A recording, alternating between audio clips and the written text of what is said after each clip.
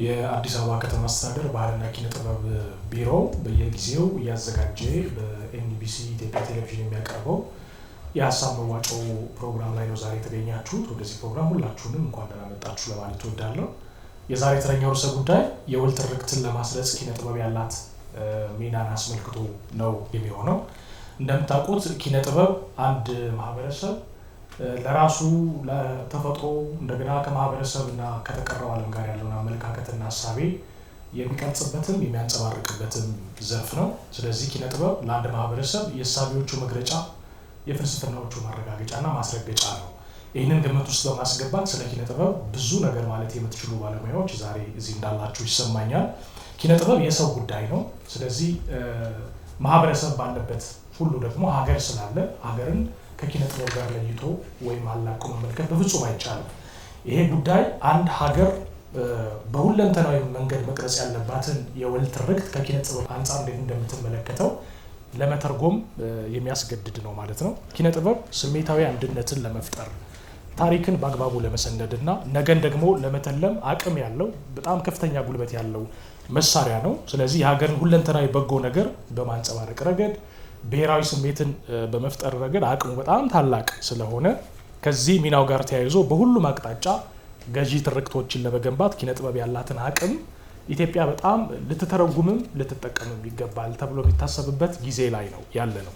ይህን መሰረት በማድረግ የሀገራችን ኪነ ጥበብ መልክና ይዘትን እየዳሰስን እንደ ሀገር የሚያስቀጥሉንን ገዢ ትርክቶች ከመቅረጽ ከማንጸባረቅና ከማጉላት አኳያ ኪነ ጥበባችንን ሀገራችን እንዴት ትጠቀምበት በሚል ርዕሰ ጉዳይ ዛሬ እንወያያለን። ስለዚህ ጥቅል ርዕሰ ጉዳዩ የወል ትርክትን ለማስረጽ ኪነ ጥበብ ያላት ሚና ምንድነው የሚል ነው። በዚህ ርዕሰ ጉዳይ ላይ አንድ አቅራቢ መነሻ ጽሁፋቸውን ያቀርቡልናል። አቶ ተዋበ ታደሰ ይባላሉ። የመጀመሪያ ዲግሪያቸውን በሙዚቃ በአዲስ አበባ ዩኒቨርሲቲ የሰሩ ናቸው። ሁለተኛ ዲግሪያቸውን በፊልም ፕሮዳክሽን በዛው በአዲስ አበባ ዩኒቨርሲቲ ሰርተዋል። በባህል በጥበብና በሚዲያ ጥናት ደግሞ ሶስተኛ ዲግሪያቸውን እየሰሩ ያሉ ናቸው። በክውን ጥበባት ላይ በማስተማርና በስልጠና ከ15 ዓመት በላይ ልምድ አላቸው። በዘርፉ ጥናትና ምርምሮችን በማድረግም የታወቁ ግለሰብ ናቸው። የመጽሐፍት ግምገማ፣ የአርትዖት ስራና ስልጠናን አስመልክቶ የዳበረ ልምድ ያላቸው ናቸው። አንቱ አልኩኝ እንጂ ወጣት ባለሙያ ናቸው። ስለዚህ እሳቸው በዛሬው ርዕሰ ጉዳይ ላይ ያቀረቡትን መነሻ አስቀድመው ያቀርቡልንና ከዛ ወደ ሰፊ ውይይት እንሄዳለን። ሰዓቱ የእርስዎ ነው።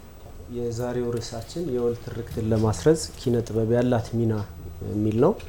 ግን ከመጀመራችን በፊት ኪነ ጥበብ የሚለውን ሀሳብ በራሱ በይነን ወይም ፍሬም አድርገን መነሳት አለብን ብዬ አምናለሁ። ኪነ ጥበብ የምንለው ወይም በእንግሊዘኛው ፐርፎርሚንግ አርትስ የምንላቸው ክውን ጥበባት የሚባሉት የጥበብ አይነቶች ናቸው። እነዚህ ጥበባት የሚለዩበት ባህሪ አላቸው። የተወሰኑትን ለማንሳት ያክል የኪነ ጥበባት ውስን በሆነ ቦታ ውስን በሆነ ጊዜ የሚሰሩ የሚተገበሩ ላይቭ አክሽን የሆኑ መድረክ ላይ የሚሰሩ ሲሆኑ እነዛን የተሰሩትን ስራዎች ኮፒ ማድረግ ሙሉ ለሙሉ የመጀመሪያውን ስራ በሚመስል መልኩ ኮፒ ማድረግ አይቻልም። ሬፕሊኬት ማድረግ አይቻልም፣ ግን ኮፒ ማድረግ ይቻላል። እንደዛ አይነት ስራዎችን ኪነ ጥበባትን ከዛ ውጪ ኦዲየንስ የሚፈልጉ ናቸው። ተመልካች ከሌላቸው ኪነ ጥበባት ልንላቸው አንችልም። አንድም ቢሆን ተመልካች ያላቸው ከሆኑ ኪነ ጥበባት የምንላቸው እነዛን የጥበብ ውጤቶች ነው። ከዛ ባለፈ አርቲስቱ ወይም ባለሙያው አካሉን በመጠቀም ፕራይመሪሊ አካሉን ነው የሚጠቀመው፣ ሰውነቱን ነው የሚጠቀመው። ሰውነቱን በመጠቀም ለአጭር ጊዜ ወይም ውስን ለሆነ ጊዜ የሚተገብራቸው የፈጠራ ውጤቶች ናቸው። ስለዚህ በእንግሊዘኛ ፐርፎርሚንግ አርትስ የሚባሉት ናቸው።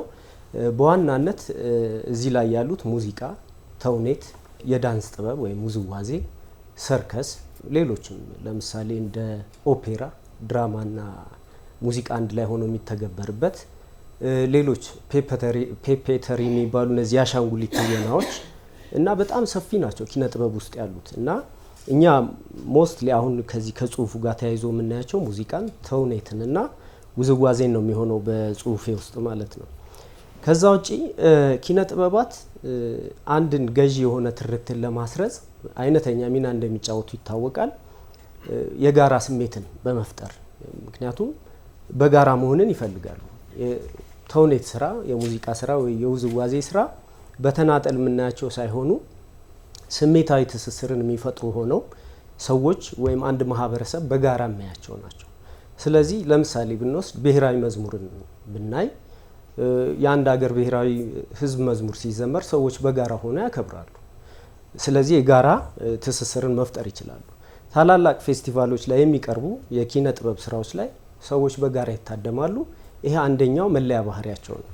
ከዛ በተረፈ ታሪካዊ ክስተትን የሚያወሳ የተውኔት ስራ ላይ ሰዎች በጋራ ይታደማሉ እና በመሳሰሉት ጉዳዮች ላይ ስሜታዊ ትስስርን መፍጠር የሚችሉ የወል ትርክትን ማስረጽ የሚችሉ ትልቅ ሚናን መጫወት የሚችሉ በዚህ ዙሪያ የጥበብ ስራዎች ናቸው ማለት ነው። የኪነ ጥበብ ስራዎች የሀገርን ታሪክ በከፍተኛ ስሜት የሚናገሩ ህያው ማህደሮች ናቸው። አንደኛ ፕሪዘርቭ ማድረግ ይችላሉ ካልቸርን። ስለዚህ መሰነድ ይችላሉ። ለቀጣዩ ትውልድ ደግሞ እንደዚሁ የተሰነደውን ነገር ማስተላለፍ የመቻል አቅማቸው ከፍተኛ ነው። ዜጎች ሀገራቸው ያላትን ቁሳዊም ሆነ ባህላዊ ሀብቶች እንደ ኩራት ምንጭ ከማሰብ ባለፈ የባለቤትነት ስሜት እንዲኖራቸው በማድረግና በመሳሰሉት ጉዳዮችም ጭምር ፋይዳቸው እጅግ በጣም የላቀ ነው ኪነ ጥበብ ስራዎች። ስለዚህ የወል ትርክትን በመፍጠር ሂደት ውስጥ ሚናቸው ከፍተኛ ነው ማለት ነው። ምናልባት በዚህ ርዕሰ ጉዳይ ዙሪያ ስለ ሀገራችን ከማውራታችን በፊት መንደርደሪያ እንዲሆነን አንዳንድ ኬዝ ስተዲዎችን ወይም ተሞክሮችን ሌሎች ሀገራት ኪነ ጥበብ እንዴት አድርገው ተጠቀሙ የሚለውን ብናነሳ ደስ ይለኛል። በመጀመሪያ ማነሳው ሩዋንዳ ነው። ያው ብዙዎቻችሁ የሩዋንዳን ታሪክ ታውቃላችሁ። አውዱ ምንድነው? 1994 ላይ 100 በማይሞሉ ቀናት ውስጥ ወደ 800 ሺህ የሚሆኑ ከቱትሲ ወገን የሆኑ ሩዋንዳውያን እልቂት ተፈጽሞባቸዋል። በዛ ወቅት ሩዋንዳውያን ብቻቸውን ነው የቆሙት። የዓለም መንግስታት አብሯቸው አልነበሩ። ያ ሲሆን ይሄ አሰቃቂ ዘር ጭፍጨፋ ሲካሄድ ሩዋንዳውያን ማንነታቸውን ኦልሞስት ያጡበት ጊዜ ነበር። ከምን ጋር ተፋጠው ነው የቆሙት? ማንነትን ከማጣት የወል ትርክት ከማጣት እና የተበታተነች ሩዋንዳን ይዞ ከመቀጠል ጋር ተፋጠው የቆሙበት ጊዜ ነበር። ሆኖም ግን ሩዋንዳውያን 12 የሚሆኑ መንገዶችን ለእርቅ ተጠቅመዋል። አንደኛው ለምሳሌ ሽምግልና ነው። በእኛም ሀገር ልክ እንደ ጋሞች ሽምግልና እንደ ገዳ ስርዓት እነሱ ሀገር ጋቻቻ ኮርት የሚባል አለ። ሽማግሌዎች ሳር ላይ ቁጭ ብለው ዛፍ ስር ቁጭ ብለው ሰዎችን ማስታረቅ የጀመሩበት ጊዜ ነበር። አንዳንድ ሩዋንዳውያን ቴስቲሞኒ ይሰጡ ነበር። ከሌ እንገሉታል፣ ከባድ ጭፍጨፋ ተካሂዷል፣ እኔ የአይን ምስክር መሆን እችላለሁ እያሉ እንደገና ሌላ በቀል የማዋለድ ሂደት ነበርና ሩዋንዳ ያልተረጋጋችበት ጊዜ ላይ ሆና ኪነ ጥበብን ግን እንደ አንድ የወል ትርክት የመገንቢያ መንገድ አድርጋ ተጠቅማለች። በዛ ሰዓት ምንድነው የተደረገው? መጀመሪያ ኪጋሊን የያዘው መንግስት የተቆጣጠረው አዲሱ መንግስት አንድ ሁሉንም ሩዋንዳውያን አንድ የሚያደርግ ህብረ ዝማሬ ነው የፈጠረው። ምን ይባላል? ሩዋንዳ ንዚዛ ይባላል። ዘ ቢዩቲፉል ሩዋንዳ ወይም ቆንጆዋ ሩዋንዳ፣ አዲሲቷ ሩዋንዳ። ይሄ የመጀመሪያ የወል ትርክት መጀመሪያቸው ነበር። በኪነ ጥበብ ህብረ ዝማሬን ወይም ሀገራዊ ህዝብ መዝሙርን ምክንያት በማድረግ አዲስ የወል ትርክት የፈጠሩበት ሂደት ነበር ማለት ነው። እና ይሄ ህብረ ዝማሬ በብዙ ሩዋንዳውያን ልብ ውስጥ የሰረጸ ነበር። ከዛ ጀምረው እንደገና ቀጥሎ ምንድነው የሆነው? ሌሎች የውዝዋዜ ቡድኖች በሩዋንዳ ላይ እንደ አዲስ መፈጠር ጀመሩ ማለት ነው። ስለዚህ ያለፈውን ጊዜያቸውን ረስተው በአዲስ መንፈስ በእርቅ መንፈስ ከህመማቸው አገግመው እንደ አዲስ የሩዋንዳውያን የአዲሲቷን የሩዋንዳን የወል ትርክት ኪነ ጥበብን ምክንያት በማድረግ መፍጠር ችለዋል። ይሄ አንዱ የወሰዱት እርምጃ ነው።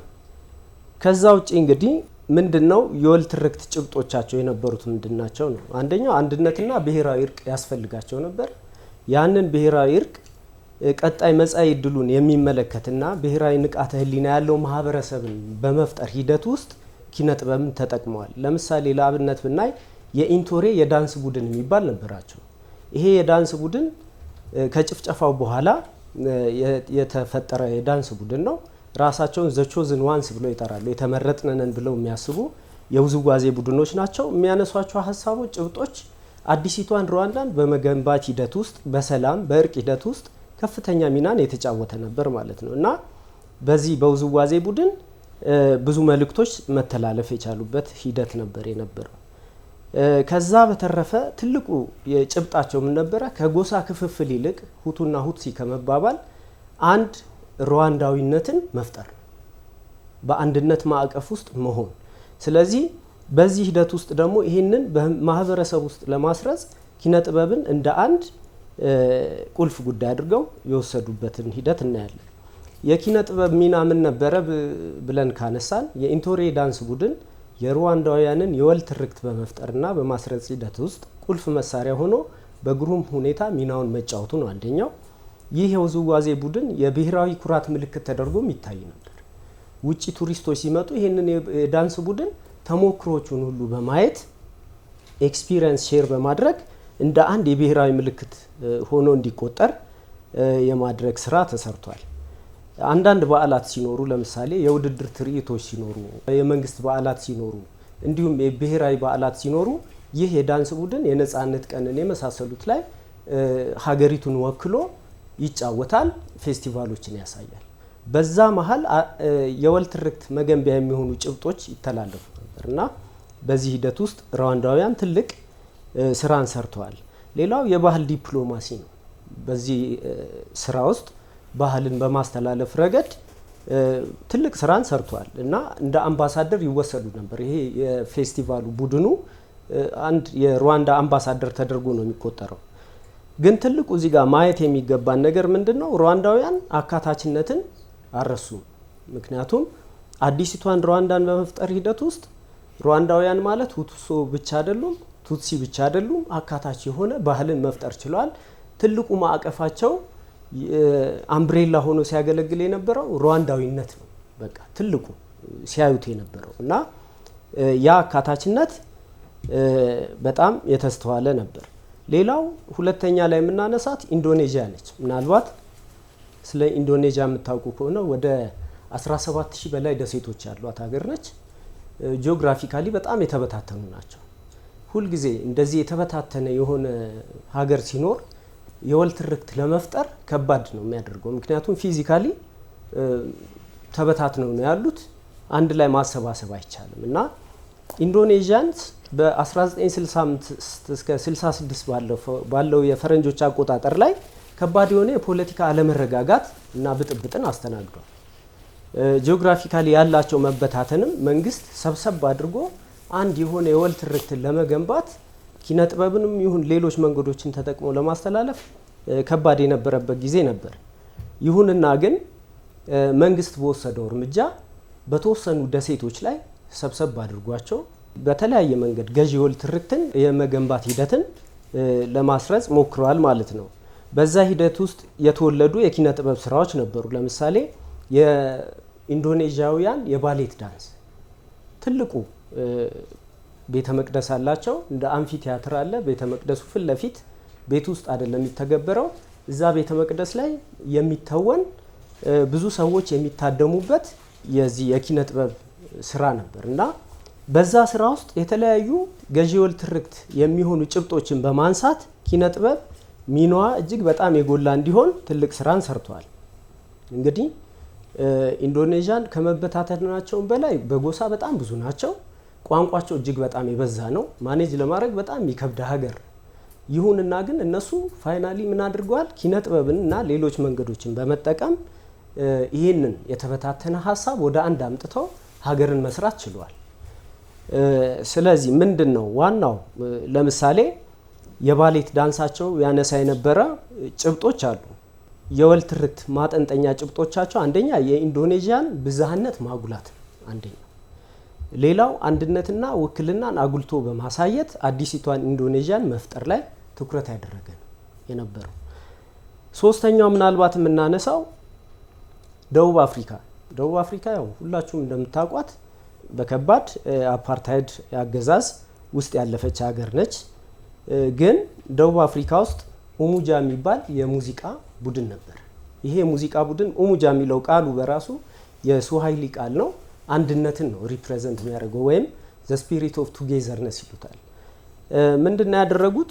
በዛ ጊዜ የነበረውን ለትግል የተጠቀሙበትን አንድነት ከአፓርታይድ ነፃ ለመውጣት ሲሉ ያሳለፉትን ህብረት በሙዚቃ ማስተላለፍ ቻሉ። ልክ አፓርታይዱ ባበቃበት ሰዓት ቀጥታ የተጠቀሙት እነዛን ሀሳቦች፣ ይሄ ኡቡንቱ የሚባለው የአፍሪካውያን ሀሳብ አለ። ይሄ ነባር የሆነ የመረዳዳት ባህል አፍሪካውያን አላቸው። ኢንዲጂነስ ነው፣ በጣም አኒሸንት ነው። ግን ደግሞ ያለ ነገር ነው። አዲስ የምንተዋወቀው ነገር አይደለም፣ ከሌላ ዓለም የምናመጣው አይደለም። ያንን ነባር ባህላቸውን ኪነ ጥበብ ውስጥ በማስረጽ ኪነ ጥበብ ሚናዋ እንድትጫወት አድርገዋል።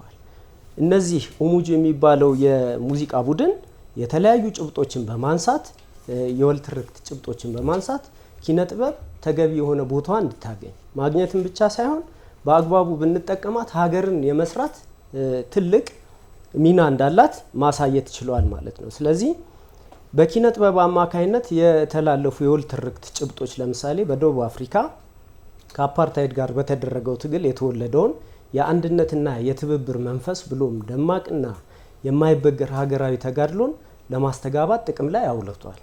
በተጨማሪም ያለፈውን ህመም አምነው ተቀብለው አስደሳች ወደሆነ የጋራ የወደፊት እድል ላይ ማተኮርን ኪነ ጥበብን እንደ አንድ የወል ትርክት መፍጠሪያ መንገድ በመውሰድ አዲሲቷ ደቡብ አፍሪካን መፍጠር ችሏል ማለት ነው። ከዚህ ሁሉ በኋላ እንግዲህ የኢትዮጵያ ጉዳይስ እንዴት ይታያል? የሀገራችን ጉዳይ ነው ዋናው እኛ ይህን ነገር እንድናነሳ የሚያደርገን።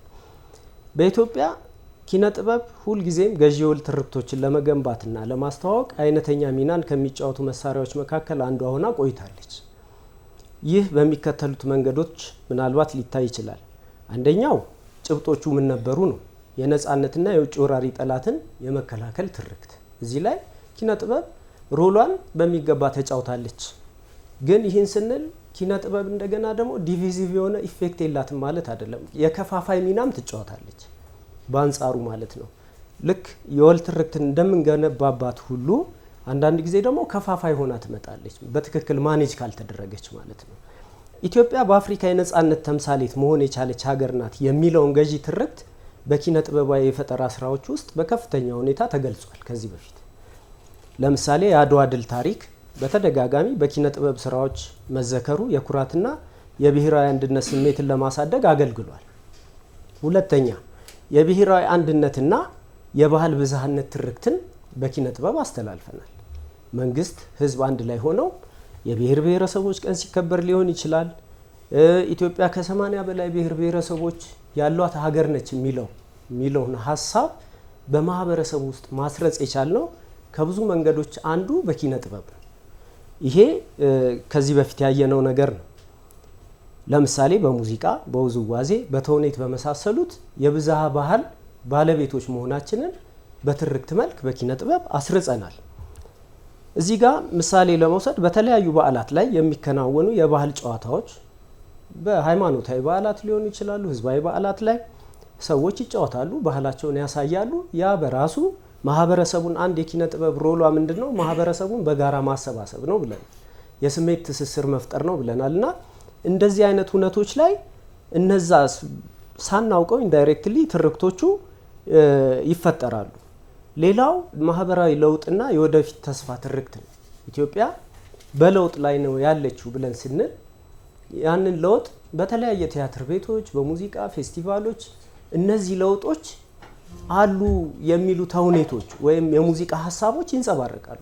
አሁን ቲያትር ቤቶቻችን ያነሳሉ፣ ማህበራዊ ጉዳዮችን አንስተው በተውኔት መልክ ወደ ህዝቡ ተደራሽ ሲያደርጉ የምናየው ነው። ለምሳሌ የሙዚቃና የቲያትር ስራዎችን በመጠቀም የማህበራዊ ፍትህ ጉዳይን፣ የልማት ጉዳይንና ሌሎች ጉዳዮችን ማንሳት እየተለመደ መጥቷል። ይሄ ደግሞ አዲሲቷ ኢትዮጵያ ምን እንደምትመስልና ማህበረሰቡም የዚህ ገዢ የወል ትርክት ተሳታፊ እንዲሆን በማስቻል ረገድ አዎንታዊ ሚናን ይጫወታል። በአጠቃላይ ኢትዮጵያ ኪነ ጥበብን በመጠቀም የነጻነት፣ የብሔራዊ አንድነትና የማህበራዊ ለውጥ ገዢ የወል ትርክቶችን በመፍጠር እና በማስረጽ የሚያስችላት እምቅ አቅም እንዳላት ይታመናል።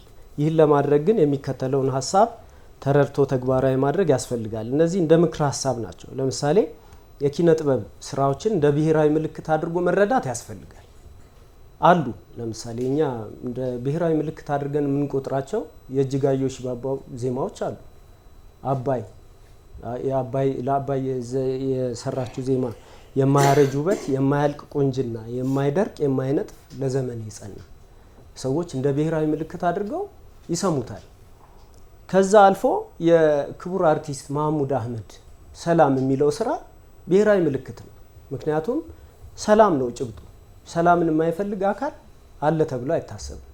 ስለዚህ እንደ ትርክት ጭብጥ አድርገን እንኳን ብንወስደው ይሄንን ዜማ ብዙዎቻችን እንደ ኢትዮጵያዊነት መገለጫ አድርገን ወስደናል። ስለዚህ አንደኛው መርህ ምንድነው? የብሔራዊ ምልክት ተደርገው የሚወሰዱ የኪነ ጥበብ ስራዎች ባለሙያዎች መፍጠር መቻል አለባቸው። ራሳቸውን በዛ ልክ ማብቃት መቻል አለባቸው የሚል ሐሳብ ነው። ሌላው የና አዝማሪ ጣድቄ በጦር አውድማ ላይ የነበራቸው ኪነ ጥበባዊ ሚና የወል ትርክትን ለማስረጽ ልንጠቀማቸው ከምንችላቸው ጽንሰ ሐሳቦች መካከል አንድ ሰበዝ ሊሆን ይችላል። እንደዚህ አይነት ታሪኮችን ትዕምርታዊ በሆነ መልኩ በኪነ ጥበብና በፈጠራ ስራ አዋስቶ በማቅረብ የወል ገዢ ትርክትን ማስረጽ ከሁላችንም የሚጠበቅ ጉዳይ ነው። ሌላው የቃቄ ወርዶት ምናልባት አይታችሁት ከሆነ የቃቄ ወርዶት የሚል ተውኔት እኔ አይቻለሁ። በጉራጌ አካባቢ ስለ ሴቶች መብት ትከራከር የነበረች በአንድ ዘመን ቀድሞ የነበረች የአንድ ሴት ታሪክ ላይ የሚያጠነጥን ነው መቼቱ እና ይሄ የወል የጋራ የሆነ ጭብጥ ነው። የሴቶች መብት የጋራ ጭብጥ ነው። እንዲህ አይነት ጭብጦችን ወደፊት በማምጣት በተውኔታችን ማሳየት በሙዚቃችን እና እንዲሁም በሌሎች የኪነ ጥበብ የፈጠራ ስራዎች ማሳየት ተገቢ ነው የሚል እምነት አለኝ። ሌላው ቲያትርና ሙዚቃ በተለየ መልኩ ልዩ የሚያደርጋቸው ዳያሎግን ፋሲሊቴት ያደርጋሉ። ለምሳሌ ቲኤፍዲን ብትወስዱ ቲያትር ፎር ዴቨሎፕመንት የሚባል ፓርቲሲፓቶሪ የሆነ ቲያትር አለ። አሳታፊ ህዝብ መሀል እየገቡ የቲያትር ባለሙያዎች ህዝቡን ልክ እንደ ተውኔቱ አካል በማድረግ ፊድባክ እንዲሰጡ ስላለው ነባራዊ ሁኔታ ትችት እንዲያቀርቡ በማድረግ ክሪቲክ የሚያደርግ የቲያትር አይነት ነው። እንደውም በዩኒቨርሲቲዎች ፕሮግራሙ አለ። በማስተርስ ሌቭልም ይማሩታል ልጆች እና እንዲህ አይነት የኪነ ጥበብ ዘርፎችን ኪነ ጥበብ ትክክለኛ ሚናዋ እንድትጫወት ማድረግ ስለሚችሉ እዛ ላይ ትኩረት ተሰጥቶ መሰራት አለበት የሚል እምነት አለኝ። በአጠቃላይ ኪነ ጥበብ ለአንድ ሀገር አንድነት፣ እርቅ፣ የጋራ ማንነትና የታሪክ እይታ ጋር የተያያዙ ገዢ የወል ትርክቶችን ለመገንባትና ለማስረጽ ጠቃሚ መሳሪያ ነው። ይህ ግን የሚሆነው በሚከተሉት መንገዶች ሲተገበር ነው። አንደኛ ኪነ ጥበብ አንደኛው ሚናዋ ስሜታዊ አንድነትን መፍጠር ነው ብለናል። ስሜታዊ አንድነትን በመፍጠር እዚህ ሀገር ከ80 በላይ ብሔር ብሔረሰቦች አሉ ስንል እነዛ ሁሉ በስሜት መተሳሰር አለባቸው ማለት ነው። አንድ የሚያደርጋቸው የጋራ ጭብጥ ያስፈልጋቸዋል ማለት ነው እና ያ አንደኛው ሮሏ ይሆናል። ሌላው ኪነ ጥበብን የታሪክና የባህል ማህደር አድርጎ በመቁጠር ነው። ቅድም አንስተነዋል። ሌላው ደግሞ ኪነ ጥበብን እንደ ብሔራዊ ኩራት ምንጭ አድርጎ መቁጠር፣ ኪነ ጥበብን እንደ ማህበራዊ ለውጥ መሳሪያ አድርጎ መቁጠር፣ እነዚህ በጣም ወሳኝ የሆኑ ፒላርስ ናቸው። ኪነ ጥበብ ሚናዋን እንድትጫወት ካስፈለገ እነዚህ ነገሮች ልክ ቅድም ከሩዋንዳ፣ ከደቡብ አፍሪካ፣ ኢንዶኔዥያ ተሞክሮ እንዳነሳ ነው ሀገራችንን በትክክል ሚናዋን ተረድተን መጠቀም መቻል አለብን የሚል እምነት አለኝ። ሌላው ኪነ ጥበብና ነጠላ ትርክት። ኪነ ጥበብ ቅድም ዲቪዚቭ ልትሆን ትችላለች፣ ከፋፋይ ልትሆን ትችላለች የሚለው ሀሳብ በጣም አስፈላጊ ነው። ያኛውን ጽንፍ ካየን እንዴት ነው ነጠላ ትርክት ልታመጣ የምትችለው የሚለውም በተወሰነ ብናየው ጥሩ ነው። የኪነ ጥበብ ስራዎች በከፍተኛ ደረጃ የወል ትርክትን የማስረጽ አዎንታዊ ሚና ቢኖራቸውም በዛው ልክ ከፋፋይና ነጠላ ትርክትን በማስተጋባት አሉታዊ የሆነ ተጽዕኖ ሊፈጥሩ ይችላሉ። ለምሳሌ የጎሳ ወይም የብሔር ልዩነት ላይ በጣም መስራት ሲጀምሩ ኪነ ጥበብ ሮሏን ትስታለች ማለት ነው። ይሄ በእንግሊዘኛው ኤትኒክ ፓርቲኩላሪዝም ይባላል። አንድ ኤትኒክ የሆነ ግሩፕ ላይ ፎከስ ማድረግ ኪነ ጥበብ ሮሏ ሰፊ እንደመሆኑ ለአንድ አካል ብቻ የምትተው አይደለች የሚለው መረዳት ወይ ግንዛቤ ያስፈልጋል። ስለዚህ ይሄንን በደንብ አድርጎ መረዳት ያስፈልጋል። ሌላው እዚህ ጋር ምሳሌ ባነሳኔ ደስ የሚለኝ ለምሳሌ አረ ጥራይን ጫካው አረ ጥራይን ዱሩ ላንተ የሚሻልሃል ብቻ ከማደሩ በለውና ሳጣው መድረሻ የሰው ልክ ያውቅም ባለጌና ውሻ። ጀብደኝነትን እጅግ በጣም አጉልቶ ማሳየት፣ ለሰላም ያለንን ዋጋ መቀነስ። ይሄ አሁን የውጪ ጠላት ሲመጣ እንደ ሀገር ስንወረር መጠቀሙ ጥሩ ሊሆን ይችላል ብዬ አስባለሁ። ግን በቤተሰብ ውስጥ ለሚፈጠር ግጭት እንዲህ አይነት ግጥሞችን መጠቀም ወደ ጫካ ግባ እንደዚህ በለውና የሚሉት ነገሮች በስነ ቃላችን ውስጥ በግጥሞቻችን ውስጥ አሉ፣ አብረውን የኖሩ ናቸው። እንደው ከርዕስ ውጪ ነው እንጂ በልጆችም ጨዋታ ውስጥ አንዳንድ አላስፈላጊ የሆኑ ግጥሞች አሉ። እነዛ ላይ ብዙ ማውራት ይገባናል ብዬ አስባለሁ እና እነዚህን ከፋፋይ ሀሳቦች ማስወገድ ያስፈልጋል። ቢቻል ለሰላም ለአንድነት ወይም ደግሞ ሌሎች ጭብጦች ላይ ትኩረት ብናደርግ የሚለው ሀሳብ እንዳለ ይሁንና ሌላው የወል ትርክትን በማስረጽ ሂደት ውስጥ የኪነ ጥበብ ሚና ለማጉላት ምን መደረግ አለበት የሚለው ላይ አንደኛ የባህል ውህደትን ማሳደግ ያስፈልጋል። የተለያየ ብዝሃ የሆነ ባህል ስለሆነ ያለን ያንን ማዋሃድ ያስፈልጋል፣ ወደ አንድ ማምጣት ያስፈልጋል። አካታችነትና ውክልናን ማረጋገጥ የአንድ ብሔር ወይም የአንድ ጎሳ ከሚለው ነገር ወጥተን እኛ ብዝሃ ባህል ያለን ሀገር ነን፣ ስለዚህ እነዛን ሁሉ ማካተት አለብን፣ ሁሉም ውክልና አላቸው የሚለውን ሀሳብ እንደ ገዢ ሀሳብ መቁጠር አስፈላጊ ነው። ሌላው የማህበረሰብ ጥበባትን ኮሚኒቲ አርትስ የሚባሉት በየስር ያሉትን እነዛን ወደ ላይ ማምጣት ያስፈልጋል። ወደ ቲያትር ቤቶቻችን ወደ መድረኮች ማምጣት ያስፈልጋል። ሰፋፊ የሆነው ሀገራዊ ጭብጦችን ወደፊት ማምጣት ያስፈልጋል። ከዛ በዘለለ ኪነ ጥበብን ለእውነትና ለእርቅ መጠቀም ልክ እንደ ሩዋንዳውያን ለሪኮንሲሊየሽን ከዛ ሁሉ ጭፍጨፋ በኋላ ወደ በቀል አልሄዱ፣ ወደ እርቅ ወይም ደግሞ ሌሎች ሊያግባቧቸው ወደሚችሉ ነገሮች ሲሄዱ ኪነ ጥበብን እንደ አንድ መንገድ ተጠቅመዋል ሩዋንዳውያን። ልክ ያንን ተሞክሮ ማምጣት አለብን። እኛ ምን አይነት ሌሰን እንወስዳለን ከነሱ? ከጎረቤቶቻችን የምንወስደው ሌሰን ምን መምሰል አለበት? ኢትዮጵያ በብዙ ስብራቶች ውስጥ ያለፈች ሀገር ነች። ኦንጎይንግ የሆነ አለ፣ ፖስት አለ፣ ፖስት ኮንፍሊክት አለ፣ ኦንጎይንግ ኮንፍሊክት አለ። ሰፊ ነው። ችግር የለብንም ማለት አለ። ልክ እንደ ጎረቤቶቻችን ብዙ ችግሮች አሉበት። ኪነ ጥበብ የጎላ ሚና መጫወት አለባት እዚህ ጋር እና በዚህ ደረጃ ማሰብ ይጠበቅብናል። ሌላው ኢትዮጵያዊ ኪነ ጥበብ ምን አይነት ነው? አንዳንድ ጊዜ መበየን አለብን፣ ዲፋይን አድርገን ማለፍ አለብን። እኔ አንዳንድ ጊዜ ልጆኝ እኔ ኢትዮጵያዊ የምለው ኪነ ጥበብ ወይ ሙዚቃ ምሳሌ ብንወስድ በቃ በአማርኛ የተዘፈኑ ዘፈኖች ቆየት ያሉ የነ ንዋይ የነ አርቲስት ኤልያስ ተባበልም እዚህ ያለ እነዛ ኢትዮጵያዊ ናቸው ብሎ የማሰብ ነገር አለ። ጀስት ይሄ አሁን ምንም ሶርስ የለውም፣ እኔ የማስበውን ኦብዘርቬሽኔን ነው የምነግራችሁ። ግን የኢትዮጵያ ኪነ ጥበብ ምን አይነት ነው? እዚህ ጋር መልስ ሰጥተን ማለፍ አለብን። እነማን ያሉበት ነው? ምን አይነት ቋንቋዎች ያሉበት ነው? ምን አይነት ባህሎች ያሉበት ነው? ስለዚህ መበየን አለብን ማለት ነው። ስለዚህ ይሄ ቅድም ያነሳሁላችሁ ኢትዮጵያዊ የሆነ ኪነ ጥበብ ምን አይነት ነው የሚለውን ማሰብ መቻል አለብን። ለምሳሌ ይህ አመለካከት አሁን ያልኳቸው አመለካከት ኢትዮጵያ አድርጎ ማየት በአማርኛ የተሰሩ ስራዎችን ብቻ ኢትዮጵያ አድርጎ ማየት እየተቀየረ የመጣው ከ1990ዎቹ ጀምሮ በአፋን ኦሮሞ፣ በትግረኛ እንዲሁም በሌሎች ቋንቋዎች የተዘጋጁ ቆየት ያሉ ተወዳጅ ሙዚቃዎች በድንገት ወደ መድረክ መምጣታቸውን ተከትሎ ነው። እነ ጋሾ ሰኔለም አሉ ምናልባት ሙዚቃ ሲቀዱ የነበረውን ልምድ ተሞክሮ ሊያጋሩን ይችላሉ። እና በአጠቃላይ ግን ምንድነው ዋናው ማጠንጠኛ ሀሳብ ኢትዮጵያዊ ዜማዎች፣ ኢትዮጵያዊ ኪነ ጥበቦች የትኞቹ ናቸው የሚለውን መወሰን መቻል አለብን። በአጠቃላይ ኪነ ጥበብ የወል ትርክትን ለመፍጠር እና ለማስረጽ ሚናዋ በእጅጉ የላቀ መሆኑ ይታመናል። በኪነ ጥበብ የጋራ የሆኑ ሀገራዊ ስሜቶችን ማንሳት፣ የጋራ ታሪኮችን ጠብቆ ማቆየት ብሎ ማስተላለፍ፣ ሞራላዊ እሴቶችን ማጎልበትና ህዝቦችን በአንድ የጋራ ጉዳይ ላይ ማሰለፍ ይቻላል። ነገር ግን እንደ ኢትዮጵያ ባሉ ብዝሃነት መገለጫቸው በሆኑ ሀገራት ውስጥ ኪነ ጥበብ የተወሰኑ ቡድኖችን ብቻ መወከል ወይም የወል ያልሆኑ አመለካከቶችን ብቻ ማጉላት የለባትም። ስለዚህ የኪነ ጥበብን አዎንታዊ ኃይል ለመጠቀም በሚደረገው ጥረት ውስጥ አካታችነት፣ ውክልናና የባህል ውህደት ቁልፍ መርሆች መሆን አለባቸው የሚል የግል ሀሳብ አለ። ሌላው ምናልባት ሚስ ያረኩት ቲያትር ቤቶችንም ብንወስድ ለምሳሌ ብሔራዊ ቲያትር አዲስ አበባን ማዕከል አድርጎ ያለ ብሔራዊ ቲያትር ቤት ነው። ሀገሪቷ ሰፊ ነች፣ ዴሞግራፊዋ በጣም የተለያየ ነው፣ ዳይቨርስ ነው። ስለዚህ ይሄ ቲያትር ቤት መስፋት አለበት፣ ሁሉም ቦታ ተደራሽ መሆን አለበት። ምክንያቱም የቲያትር ጭብጦች፣ የተውኔት ጭብጦች በየቦታው አሉ፣ ገና አልተነኩም።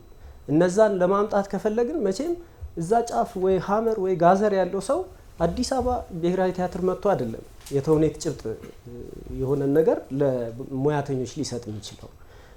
ምንድነው መደረግ ያለበት? መስፋት አለበት፣ ዳይቨርስ መሆን አለበት። ብዝሃነትን፣ ውክልናን የመሳሰሉትን ቁልፍ ኮር ሀሳቦች ማካተት አለበት የሚለው በጣም ወሳኝ ነው። እንደገና መድረክ ላይ የሚሰሩ ተውኔቶች ራሳቸው ምን አይነት ናቸው? ኢትዮጵያን መወከል የሚችሉ ናቸው? በጭብጥ ደረጃ፣ በቋንቋ ደረጃ፣ በሀሳብ ግዝፈት እኛን ይመስላሉ እኛን የሚሸቱ ናቸው ወይ? ዞሮ ኪነ ጥበብ ትልቁ ነገር ሰውን መስራት ነውና ያንን ነገር ማድረግ ይገባናል የሚል ሐሳብ አለኝ። በመጨረሻ እንደ ምክር ሐሳብ የኢትዮጵያ ኪነ ጥበብ አንደኛ ብዝሃነትን ማስተናገድ የሚችል የኪነ ጥበብ ስፍራ በመፍጠር ኪነ ጥበብ ሚናዋን የጎላ ማድረግ ይቻላል። አሁን መንግስት እዚህ ላይ ትኩረት አድርጎ እየሰራ ነው። ለምሳሌ ኪን ኢትዮጵያ የሚል ጉዞ ሰሞኑን በየሀገራቱ እየሄዱ እንደዚሁ መድረክ ላይ ስራዎች የሚያቀርቡ አንድ ግሩፕ አለ። እንደዛ አይነት ነገሮች መስፋት አለባቸው። ለዛ ብዙ አሁን ደግሞ እንደ አምፊ ቲያትር ያሉ የጥበብ ቦታዎችም እየተሰሩ ነው። እነሱን አስፍቶ መሄድ ያስፈልጋል። ሌላው የባህል ውደት ላይ ትኩረት አድርጎ መስራት ያስፈልጋል። ኪነ ጥበብን ለሰላምና ካለፈ ቁስል ለማገገም በመጠቀም ላይ ትኩረት ማድረግ አስፈላጊ ነው። የወል ትርክትን አጉልተው ሊያሳዩ የሚችሉ ርዕሰ ጉዳዮች ላይ የኪነ ጥበብ ውድድሮች ማዘጋጀት ሌላው አስፈላጊ ነገር ነው ብዬ ነው ማምነው። በመጨረሻ የኪነ ጥበብ ትምህርትን ማጠናከር አለ አስፍቶ መቀጠል እንደዚህ አይነት ተሞክሮችን ማስፋት አስፈላጊ ነው የሚል እምነት አለኝ። በአጠቃላይ ኢትዮጵያ ያላትን የኪነ ጥበብ ሀብትና ታሪክ አካታች በሆነ መልኩ ለመጠቀም ለሀገር ግንባታና ገዢ የወል ትርክት ለመፍጠር ብሎም ለማስረጽ ወጥነት ያለው ጥረት ፖለቲካዊ ፈቃደኝነትና የማህበረሰብን ተደራሽነት ማስፋት ያስፈልጋል። አመሰግናለሁ። በርካታ ሀሳብ አንስተዋል። በሰፊ ርዕሰ ጉዳይ ላይ ጠቅለል አድርገው ነው በአጭር ጊዜ ለማንሳት የሞከሩት። ኪነ ጥበብ በእንግሊዝኛው ፐርፎርሚንግ አርት ምን ማለት እንደሆነ ተርጉመው ነው የጀመሩት። በዋናነት ሙዚቃ፣ ተውኔትና ዳንስ ላይ ያተኮረ ሀሳብ ነው ያቀረቡት። ኪነ ጥበብ ገዢ ትርክትን በማስረጽ የጋራ ስሜትን በመፍጠር ሚናቸው የኪነ ጥበብ ስራዎች ሚናቸው ከፍተኛ እንደሆነ ጠቅሰዋል። በተለይ ስሜታዊ ትስስር የሚለው በተደጋጋሚ የገለጹት ይመስለኛል። ስሜታዊ ትስስር በኪነ ጥበብ አንጻር በጋራ ፐርፎርም ከማድረግና በጋራ ከመታደም አንጻር የሚመጣ እንደሆነ አንስተዋል። የኪነ ጥበብ ስራዎች የሀገርን ማንነት ማንጸባረቅ የሚችሉ ህያው ማህደሮች መሆናቸውንም ገልጸዋል። ሌሎች ሀገራት ኪነ ጥበብን እንዴት እንደተጠቀሙ ያነሱት ነጥብ ለእኛ አስተማሪ ይመስለኛል። በተለይ የሩዋንዳ የወል ትርክትን በማጣት ተፋጠው በነበሩበት ጊዜ ዘ ቢዩቲፉል ሩዋንዳ ዛሬም ድረስ በጣም ከልባቸው የማይጠፋ ብሔራዊ መዝሙር ዛሬም ድረስ የሰሩት ያኔ ማለት ነው። በምን ያህል ደረጃ ለአንድነትና ለብሔራዊ እርቅ ኪነ ጥበባቸውን ተጠቅመው እንዳለፉ አብነት አድርገው አንስተዋል። በ1960ዎቹ በነበራቸው የፖለቲካ ለመረጋጋት ደግሞ ለገዢ ትርክት ኪነ ጥበብ እንዴት እንደተጠቀሙ የኢንዶኔዥያን ተሞክሮ ያነሱትን ለኢትዮጵያ አስተማሪ አድርጎ ማቅረብ ይቻላል። በአፓርታይድ ዘመን የነበረውን አገዛዝ ከመጋፈጥ ረገድ እና የአንድነትን መንፈስ ከመፍጠር ረገድ ደግሞ ደቡብ አፍሪካ ኪነ ጥበብ እንዴት እንደተጠቀመች አንስተዋል። በኢትዮጵያ የወል ትርክትን ለመፍጠር ኪነ ጥበብ በምን ያህል ደረጃ እንደተጠቀመች የነጻነትንና የውጭ ወራሪዎችን የመከላከልን ትርክት አንስተው በተለይ የአድዋን ዘመን በደንብ አንስተዋል። ያ ዘመን ኢትዮጵያ በአፍሪካ ዘንድ ያላትን ስፍራ ሁሉ ያንጸባረቀ የኪነ ጥበብ ትርክት የተፈጠረበት እንደሆነ በደንብ አይተናል ማለት ነው። የባህል ብዝሃነት ባለቤት መሆኗን የሚያሳዩ የኪነ ጥበብ ስራዎችን በዛው ልክ አሉ። በአጠቃላይ ኢትዮጵያ የኪነ ጥበብ ሚና በመጠቀም ገዢ ትርክትን ከመፍጠር ረገድ በጣም መስራት እንዳለባት አንስተዋል። ታሳቢ መደረግ ያለባቸውንም ጉዳዮች ኪነ ጥበብ እንደ ብሔራዊ ምልክት አድርጎ የመውሰድ ግንዛቤ መዳበር እንዳለበት፣ ከዚህ ረገድ የብሔራዊ ምልክት መሆን የሚችሉ የኪነ ጥበብ ስራዎችን ማበርከት በጣም ትልቅ ታሳቢ መደረግ ያለበት መሆኑን ጠቅሰው ጂጂን ጋሽ መሐሙድን እንደምሳሌ ጠቅሰዋል። ከአድዋ ዘመን ታጋዮች ደግሞ አዝማሪ ጻድቄንም አንስተዋል። እሱም ጥሩ ምሳሌ ይመስለኛል። በአንጻሩ ኪነ ጥበብ አንድነትንና የወል ትርክትን ከማዳበር በተቃራኒው ከፋፋይ እና ነጠላ ትርክትን ሊያነሳ የሚችል መሳሪያ እንደሆነ እሱንም ማሰብ በተለይ በዚህ ዘመን ጠቃሚ ይመስለኛል። ለምሳሌ እኔ እንደ ምሳሌ በወስድ ከብዙ ሙዚቀኞችና ድምፃውያን ጋር እሰራለሁ የግጥም ድርሰት በመስጠትና ያየሁት አንድ ተሞክሮ ብነግራችሁ አንድን ብሔራዊ ጀግና መስዋዕትነቱ ለድንበር ለዳር ድንበር ለኢትዮጵያዊነት እና ለሉዓላዊነት ሆኖ ያለፈን አንድ ብሔራዊ ጀግና ለሚናገረው ቋንቋና ለፈለቀበት ማህበረሰብ ብቻ ምልክት አድርጎ የማሳየት በጣም ትልቅ አባዜ ኪነ ጥበባችን በተለይ ሙዚቃው ላይ በጣም ተንጸባርቋል። ይሄ ጉዳይ ሂዶ የት እንዳደረሰን በደንብ ታያላችሁና ስለ ፍቅር እንኳን መስራት የሚፈልግ አርቲስት ሲመጣ ምንድነው የሚያደርገው? ጀብደኝነቱን ያስቀድምና ለጮኛው ወይም ለሚስቱ ያለውን ፍቅር እሷን ከነካችሁብኝ ያለቃችሁም በሚል አይነት የጀብደኝነት መንፈስ ያጎላዋል ማለት ነውና እንዲህ አይነቱ ነገር ሙዚቃ አካባቢ በደንብ ስላለ ኤልያስ በደንብ ሊገልጸው ይችላል። ስለዚህ ግንዛቤ ከመፍጠር ረገድ ከፋፋይ አጀንዳ የት ያደርሰናል? የወል ትርክትስ ደግሞ በመፍጠር ያለንን ስኪል እንዴት አድርገን አውጥተን ለኢትዮጵያ ተሻጋሪ ስራ መስራት እንችላለን የሚለውን በተለይ ከሙዚቃ አንጻር በጣም መሰራት ያለበት ይመስለኛል። የወል ትርክትን በማስረጽ ጉዳይ ኪነ ጥበብ ያላት ሚና ምን መሆን እንዳለበት በደንብ አንስተዋል። እንደ ጥሩ ጥያቄ ደግሞ ያነሱት ኢትዮጵያዊ ኪነ ጥበብ ምን አይነት ነው የሚል ጥያቄ አንስተዋል። መተርጎም ያለበት ይመስለኛል በተለይ እንደ ባህልና ኪነ ጥበብ ሴክተር። በመጨረሻ ምክረ ሀሳባቸውን አቅርበው መነሻ ሀሳባቸውን ቋጭተዋል። ይህንኑ ታሳቢ በማድረግ ባለሙያዎች እዚህ በደንብ ስላላችሁ ከየዘርፉ የውይይት ጊዜ እናደርጋለን። ምናልባት ቅድም ወንድሜ እንዳነሳው አብዛኛውን ዳሶታልና ሌላው እንትን ብለው ህዝብ ለህዝብ አልተገለጸም። ህዝብ ለህዝብ በጣም ትልቅ አስተዋጽኦ አድርጓል። ያው ባለፈው ወደ ጊዜ በተነሳው ነገር ያው ለስተዋውል የሚያውቀዋል ኪነ ጥበብ ምን ያህል ፓወር እንዳለው ህዝብ ለህዝብ እንትን ፕሮግራም ዓለም ላይ ዞሮ ኢትዮጵያን አስተዋውቋል። ይሄንን ስለዘነጋ ነው። ሌላው ደግሞ ቅድም እንደነትና የሩዋንዳን ገልጻልና ይሄ የጃማይካ የሬጊዮ ንጉስ እሱም እንደዚህ አድርጎ እኔ ጽርፍ ያዙና አስታርቋል፣ ሰላምን አስፍኗል። ይሄ በጣም ትልቅ ነገር ነው። ኪነ ጥበብ እንደዚህ ነገር መገለጽ ስላለበት ነው። ሌላው የረሳው የኪነ ጥበብ ማለት የዜማ ያሬዳዊ ዜማ ምን ያህል አስተዋጽኦ እንደነበረው ከመጀመሪያ ጀምሮ ጽንሱም እዛ ስለሆነ ያ ህብረ ዜማ ምን ያህል ተሻግሯል የያሬድ ዜማ የሚለውን ነገር ቢዳሰስ ጥሩ ነው። ሌላው በደርግ ጊዜ አንድ ዘፈን ለሀገር ይዘፈን ነበር። ያው ኢላስ ስለሚያውቀው ይሄ ነገር እንትን ማለት አለበት፣ መጉልበት አለበት። ሀገር ከሌለ እኮ ምንም የለም።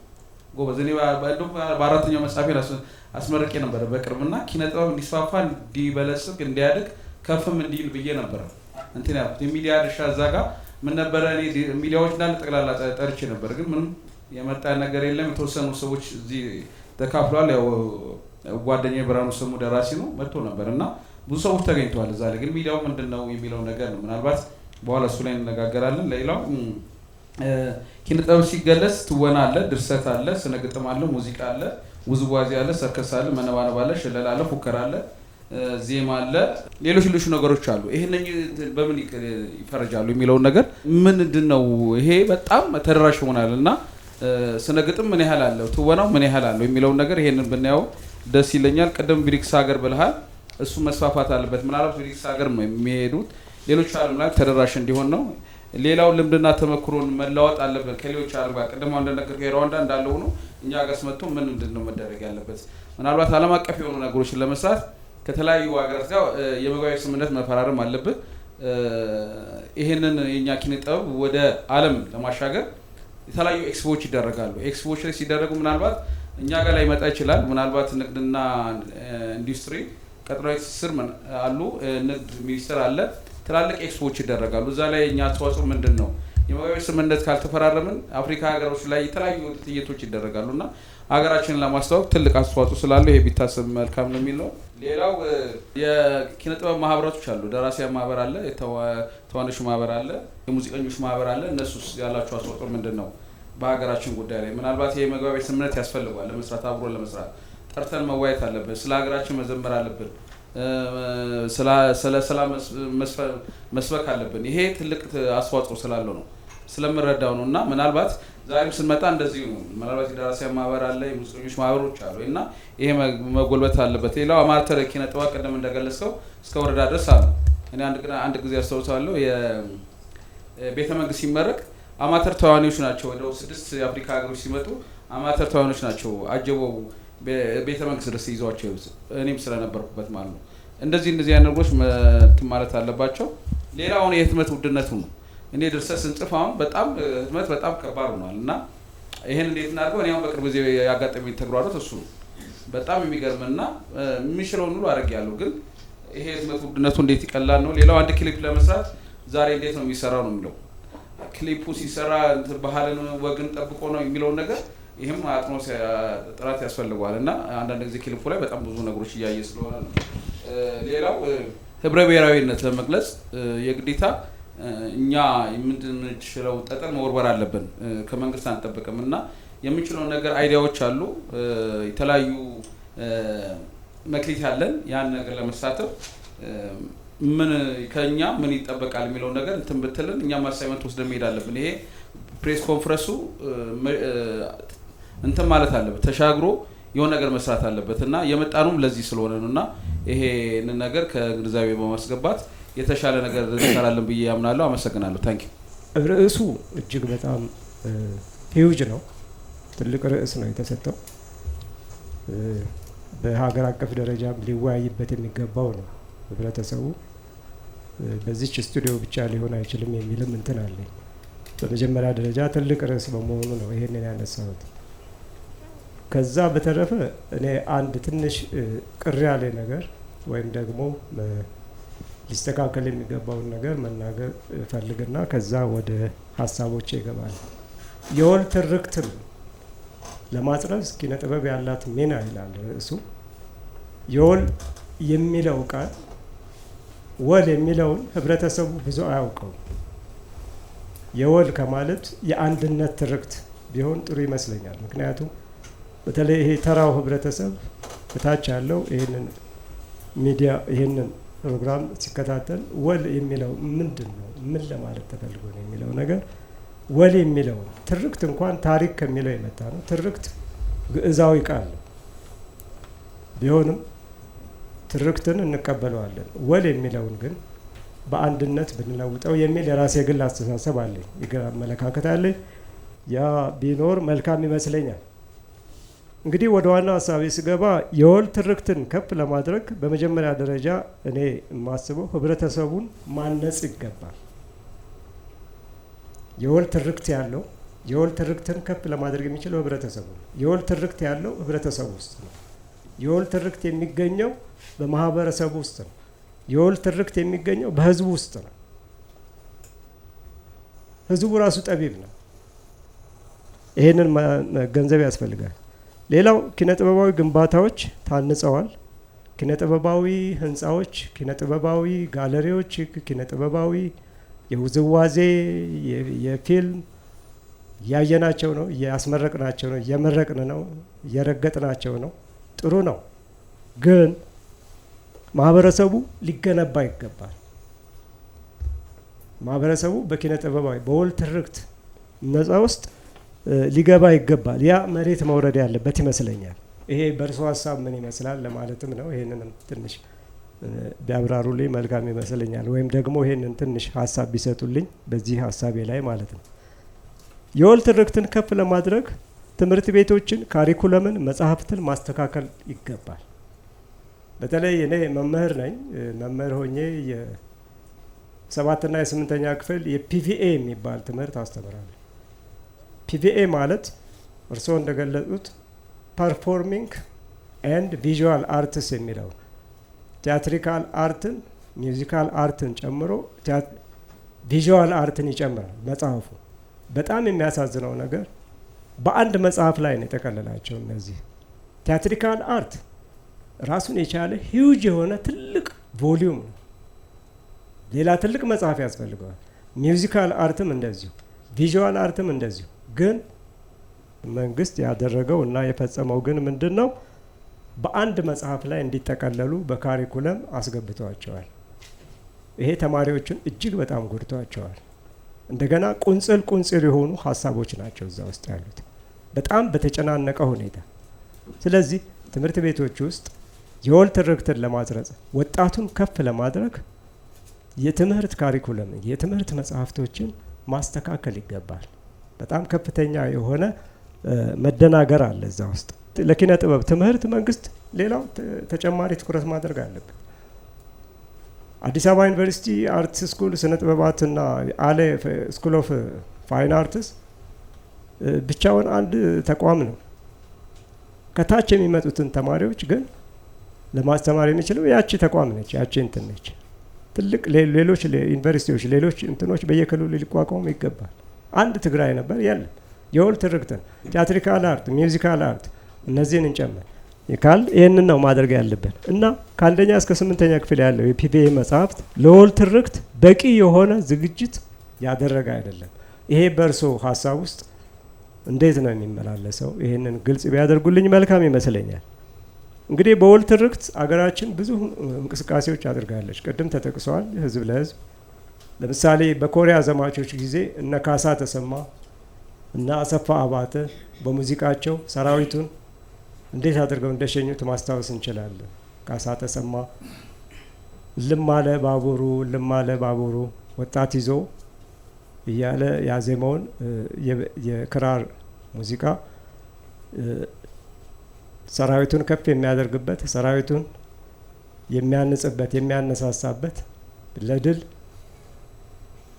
የሚሸኝበትን የምናስታውስ ይሆናል። ነገር ግን ምንድነው አሁን እድገታችን ከፍ ባለ አገራችን እያደገች በሄደች ቁጥር የወል ትርክትን ከፍ ለማድረግ የምንችለው አሁንም ደግሜ እላለሁ ህዝቡን ስናነጽ ነው። ህንፃዎችን ማነጽ ብቻ ሳይሆን ወጣቱን ማነጽ ሲቻለው የሚል ሀሳብ ይዤ ነው የመጣሁት። እጅግ በጣም አመሰግናለሁ። አቶ ተዋበ ያቀረብከው ወረቀት በጣም ቆንጆ ነው። በይበልጥ ኮንትሮቨርሻል የሆነ ቃላቶች ናቸው። ኪነ ጥበብና ስነ ጥበብ አይ ቲንክ አሁን የባህልና ኦልሬዲ መልሱን ያገኙ ይመስለኛል። እኔ በየጊዜው ኪነ ጥበብና ስነ ጥበብ የተለያዩ ነገሮች ናቸው በሚል ሁልጊዜ ስለምከራከር ቆንጆ ድጋፍ ነው ካንተ ያገኘሁት ማለት ነው። ስለዚህ ኪነ ጥበብና ስነ ጥበብ በጣም ይለያያሉ። ስለዚህ በኪነ ጥበብ ውስጥ ያሉት ነገሮች በሙሉ ልክ እንዳልከው ፐርፎርም የሆኑ አርቶች ናቸው ቤዚክ። ስለዚህ እሱ በደንብ ገልጸዋል ማለት ነው። ስለዚህ ትልቁ ነገር ምንድነው በኪነ ጥበቡ በስነ ጥበብ ውስጥም ያለው የባህል ውህደት ለመፍጠር የሚያስፈልገው ነገር ምንድነው? ሞቢሊቲ ነው። አሁን ባለበት ኮንዲሽን ይህ ሁሉ ችግር የመጣበት ኢንፋክት ምናልባት አቶ ኤልያስ አሉ በደርግ ጊዜ የነበረው የሀገር ፍቅር ስም ከፍተኛ ነበረ።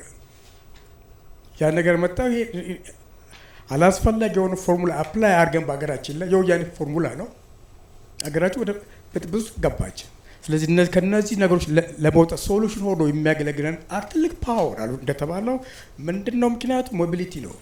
ለምሳሌ የአንድን ብሔር ቋንቋ ወደ ሌላኛው ብሔር ወስዶ ማስተዋወቅ ራሱ ትልቅ ስራ መስራት ይቻላል። በአርትም ይቻላል፣ በተለያዩ ኪነ ጥበብ መስራት ይቻላል። በሱ ቀርቶ እንኳን በደርግ ጊዜ አንድ ሙዚቀኛ አንድ ካሴት ሲያወጣ የግድ በሙዚቃ ውስጥ አንድ አብዮታዊ ሙዚቃ የሀገር ፍቅር ስሜት የሚገልጽ ሙዚቃ መጨመር ግዴታው ነው። ካልጨመረ ያ ካሴት አውጣ። ስለዚህ በአሁኑ ሰዓት ላይ ባለብን ችግር ውስጥ ለመውጣት የሚያስችል ምንድን ነው? መንግስት ከፍተኛ ድጋፍና ፖቴንሻልና አቅም ፈጥሮ በዚህ ነገሮች ላይ የጥበብ ሰዎች በሙሉ ከአንድ ቦታ ወደ አንድ ቦታ በቀላሉ መውሰድ ብንችል ህዝብ ማስተማር እንችላለን። ከዚህ በፊት የነበረው የህዝብን ፍቅር እንደገና መፍጠር እንችላለን። ስለዚህ ትልቁ ባለድርሻ መሆን ያለበት በአሁኑ ሰዓት ላይ መንግስት ነው። በሙሉ በአገራችን ውስጥ ያሉ በሙሉ የጥበብ ሰዎች ያሉት አዲስ አበባ ነው ያሉት። ስለዚህ እነዚህ በሙሉ በተለያየ ቦታ ላይ ሄደው በየክፍለ ሀገሩ ሄደው ስራቸውን ቢያሳዩና ቢያስተዋውቁ የሀገር ስሜትን ሞር መፍጠር የሚቻልበት ሚንስ ይፈጠራል። ስለዚህ ይሄ ደግሞ በይበል በኪነ ጥበብ ላይ ደግሞ እንደተባሉ የተዋህዶ የጥበብ ውጤቶች ናቸው ቤዚካሊ። ስለዚህ እነዚህ ነገሮች ላይ በዛ በአንድ ጥበብ ውስጥ ወይም በአንድ ኪነ ጥበብ ውስጥ ከአንድ ብሔር ብቻ መሆን አይችልም። የተለያየ ብሔር ኮምቢኔሽን ያለበት ስራዎች ናቸው። እነዚህ ነገሮች በተለያየ ቦታ ላይ ሄደው ቢታዩ ጥሩ ስሜትና ጥሩ የሆነ የሀገር ፍቅር ስሜት ሊያመጣ ይችላል የሚል ሀሳብ አለ እና ስለዚህ እዚህ ላይ ሞር ፎከስ አድርገን ብንሰራ ይሻላል። ሌላው ምናልባት ስነ ጥበብ ላይ መናገር ሲል ነበር፣ ግን ከተሰጠን አርዕስት ውጪ ያው በሚል አቆመዋለሁ። አመሰግናለሁ። ውስጡ ላይ ኪነ ጥበብ የሚለው ሁሉንም ያጠቃልላል። ግን አቅራቢው አሁን ጥሩ ነገር ያደረጉት ስፔሲፊክ እንዲሆን ደግሞ ትክክልም ነው። ፐርፎርሚንግ አርት ላይ ብቻ ነው። ፐርፎርሚንግ አርት የሙዚቃ መድረክ ላይ ትርኢት እና ቲያትር የመድረክ ላይ ቲያትርን ብቻ የሚመለከት ነው። ነገሩን ስኮፑን ማጥበቡ ጥሩ ነው። ካበዛም ብዙም እንትን ሊል ይችላል ማለት ነው። እና ሌላው ነገር ምንድን ነው? ሀሳቡን አደንቃለሁ። ይሄ ነገር የጠፋ የሌለ ተደርጎም የማይታወቅ ነገር ነው። በዚህ ላይ መወያየት ማለት ነው። እስካሁን ድረስ ለምሳሌ የኪነ ጥበብ ሚና የሀገር ፍቅር ስሜት እንዴት ይገለጽበታል ምናምን ከዚህ ያለፈ ነገር አልነበረም። ይሄ አሁን የወል ትርክትን ለማስረጽ የሚለው የጋራ የሆነን ነገር ለማስረጽ ምን ሚና ይኖረዋል የሚለውን ነው። አሁን እስካሁን ድረስ የሌለው ነገር ምንድን ነው? አርት እንግዲህ ምንድን ነው ማድረግ ያለበት? ኢምፓቲ ያለበት ነገር፣ ርህራሄ ያለበትን ነገር ሁሉንም ሰው እኩል የማየትና አብረው አንድ ላይ እንዲሰሩ የማድረግ ሚና ነው መወጣት ያለበት። ሁለት ወገኖች ይኖራሉ፣ ሁለት ጎራ ይኖራል። እዛም ሰዎች አሉ፣ እዚህም ደግሞ ሰዎች አሉ። እዛም ክፉ ሰዎች አሉ። እንትኖችን ግን ለማድረግ በፖለቲካ ከሆነ ግድግዳ ነው የምንፈጥረው። አርት ግን ብሪጅ ነው መፍጠር ያለበት፣ ድልድይ ነው። ፖለቲካ ልክ ነው፣ የራሱ ሚሽን አለው፣ የራሱም አይዲዮሎጂ አለ፣ ምን አለ። ከዛ አንጻር እንትን መፍጠሩ ተገቢ ነው። አርት ግን ብሪጅ መፍጠር አለበት። ይህን ደግሞ ምንድን ነው የሰው ልጆች ሁሉ አንድ ላይ የሚሰሩበት። ለምሳሌ በ1991 ዓ.ም የተቋቋመ አንድ ሲምፎኒ ኦርኬስትራ ነበረ። እዛ ኦርኬስትራ ውስጥ አባላቶቹ ምንድን ናቸው? እስራኤላውያን። አሁን ያ ግሩፑ ምንድን ነው? የዛ ሲምፎኒ ግሩፕ እስራኤላውያን አሉበት፣ ፍልስጤማውያን አሉበት፣ ኢጅፕት፣ ሌሎች የአረብ ሀገራት አንድ ላይ አሉ። እዛ ኦርኬስትራ ላይ ይሰራሉ። ብዙዎቻችን እንደምናውቀው እስራኤልና ፍልስጤማውያን የረጅም የዘመናት ችግር አለባቸው። እዛ ኦርኬስትራ ውስጥ ግን ሳይድ ባይ ሳይድ ቁጭ ብለው ሙዚቃ ይሰራሉ እነኛ ግሩፖች። ያን እንትን ሀሳብ ያመጣው አንድ ኮንዳክተር ነው፣ ታዋቂ ኮንዳክተር ነው። እና ዓለምን እየዞሩ ብዙ ትርኢትን ያሳያሉ። ዌስት ኢስተርን ሲምፎኒ ኦርኬስትራ ነው የሚባለው። እና ይሄ ምንድን ነው የሚፈጥረው? ቢያንስ ቢያንስ እነኛ ወጣቶች ልጆች እዛ ውስጥ ጥሩ ስሜት ይኖራቸዋል። ያለውንም ነገር የማርገብ የመፍታትን ነገር ይፈጥራል። የጋራ የሆነን ነገር ለምሳሌ አሁን በእኛ ኬዝ እንሂድ። ለምሳሌ አድዋ አለ። የአድዋ እንትን ብዙ ጊዜ ስንሰራ ጣሊያንን እንዴት አድርገን በቃ ፈርድሜ እንዳበላ ነው ምናምን ብቻ ነው የምናሳየው። ጣሊያን ውስጥ እኮ ፋሽስትን የማይወዱ የፋሽስትን ሲስተም የማይደግፉ ጣሊያናውያን አሉ። እና ይሄ ነገር አብሮ ቢሰራ ለምሳሌ ብሪጅ ይሆናል።